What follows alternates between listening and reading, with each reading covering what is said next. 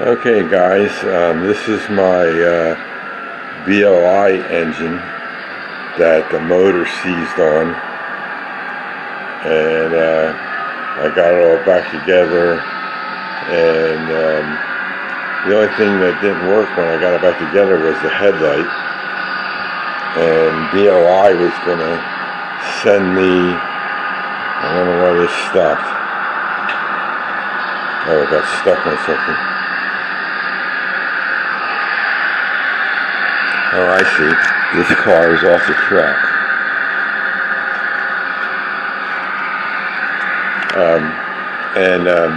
So they're going to send me another headlight assembly. So today I was just tinkering around, and I decided to open it up again and look at it, and I found a stupid little problem. Never would have guessed in a million years. Inside by the headlight is the speaker assembly, and I took the headlight assembly off again, and I looked, and the screw that was supposed to hold down the car came off the track again. Okay, I'm going to take that one off. I got to fix the trucks on that, I guess.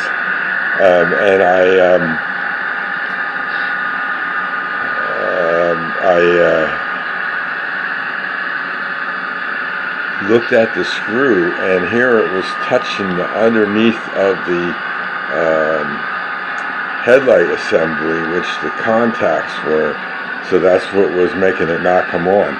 So I tightened it all the way down and put the headlight back on, and I put it on a track with the lid off, and the light came right on.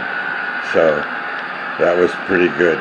So now, as you can see, the headlight's on, and it's running, going around.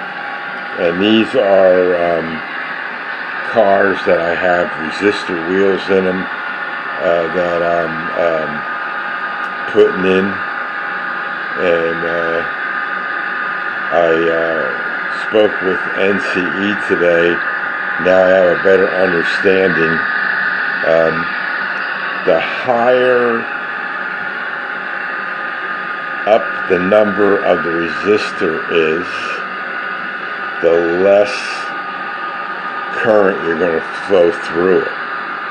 So these are 5K.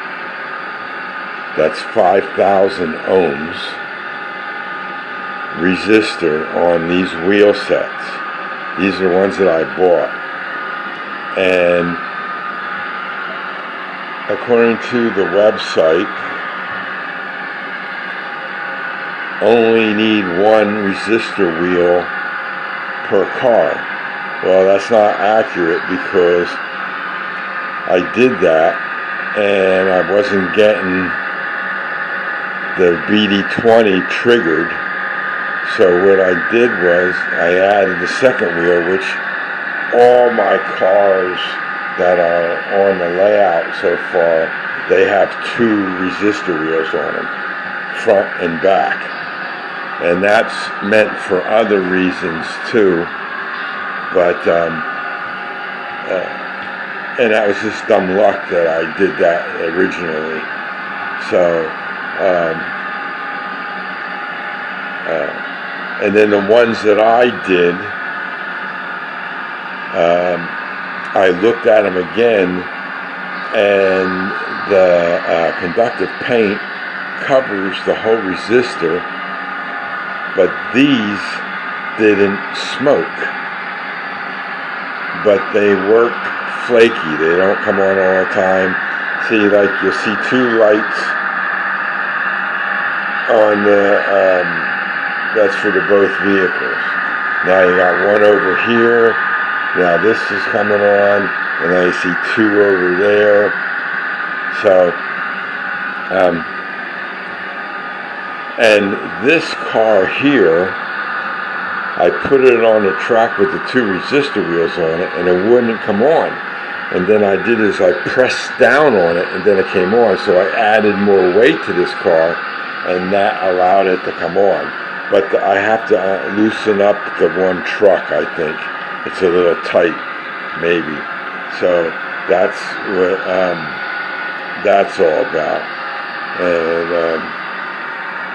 And then the guy, so you gotta, like, so then when I was talking to CE, he says, don't use anything greater than a 1K, which is 1,000 ohms resistor.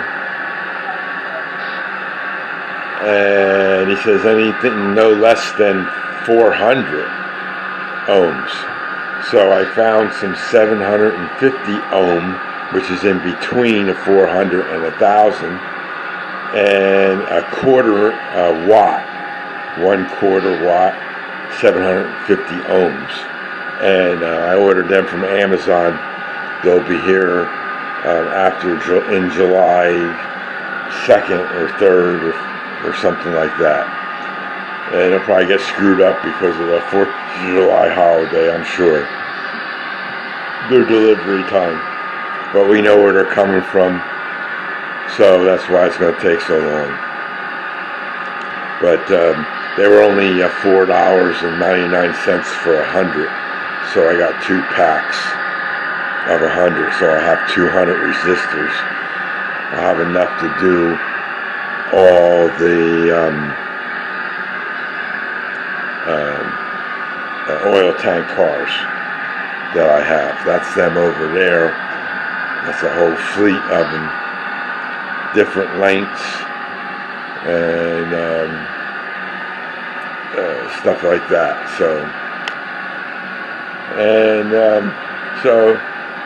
I'm glad I got the headlight working in there.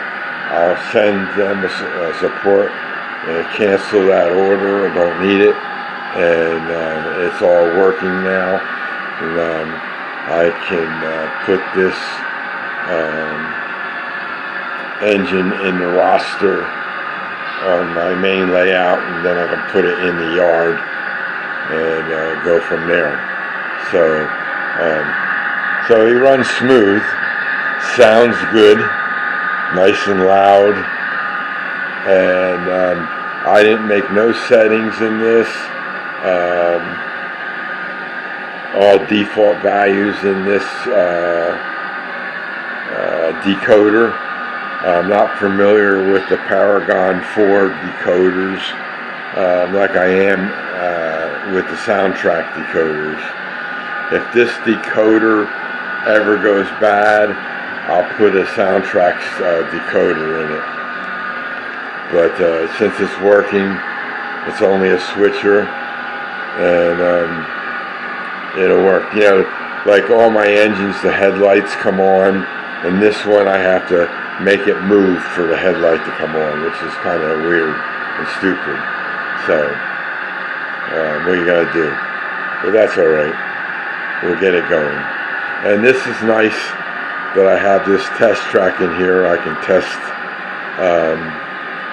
cars and engines and stuff like that. And I couldn't speed match the Paragon 4 decoder either, because it doesn't have the same CV settings as the Tasami 2 does.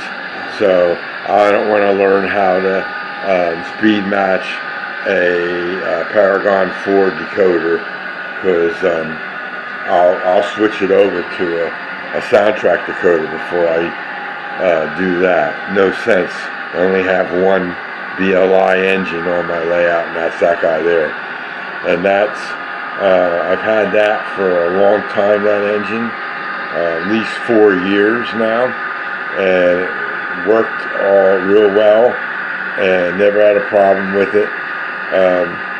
It has a keep alive in there also, and I don't think it has any problems going over some of the double crossovers. I got to check it again, because it will need to do that since it's going to be in the lower level to do work in the lower yard. So that's that. So, but that's it for this one. I hope everybody has a great day, and we'll all catch you later. And this is Tom, and everybody take care.